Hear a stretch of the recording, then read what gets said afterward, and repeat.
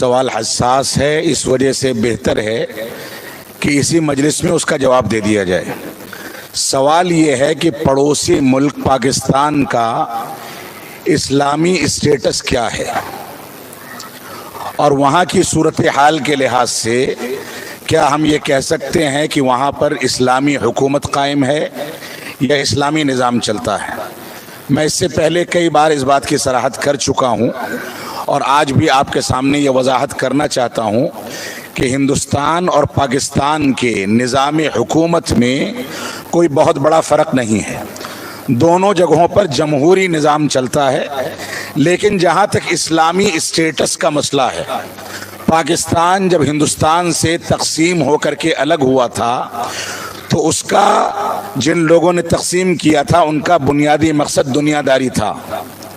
اپنے لیے عہدوں و منصب کو قائم کرنا تھا۔ اسلامی بنیادوں پر ملک الگ نہیں کیا گیا تھا،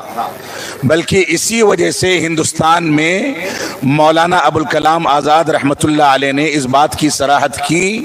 کہ ہم ہندوستان ہی میں رہنا چاہتے ہیں، یہی ہمارا وطن ہے، یہی ہم پیدا ہوئے ہیں اور یہیں پر ہم کو وفات ملنی ہے، یہیں پر مرنا ہے۔ تو ہندوستان اب بھی ہمارے لیے دوسرے بہت سارے ممالک سے محفوظ ترین ملک ہے۔ جہاں تک پاکستان کے اسلامی اسٹیٹس کا مسئلہ ہے تو میں اس بات کی صراحت کر دوں کہ وہاں پر قتل و خیرزی کی جاتی ہے۔ خوارج کا ذہن رکھنے والے ہندوستان سے زیادہ پاکستان میں پائے جاتے ہیں، اور آئے دن بچوں کا، خواتین کا، بڑوں کا قتل کرنا، علماء کا قتل کرنا، اس انداز کی حرکتیں وہاں کی جاتی رہتی ہیں جو خوارج کا طریقہ ہے۔ ایسے ہی وہاں پر خوارج نے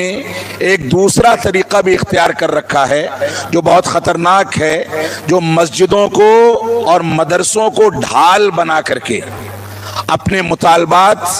اور اپنے لیے مختلف انداز کے مطالبات کی تکمیل کا سہارا لیا جاتا ہے، جبکہ یہ مسجدیں اور مدرسے رب کائنات کا گھر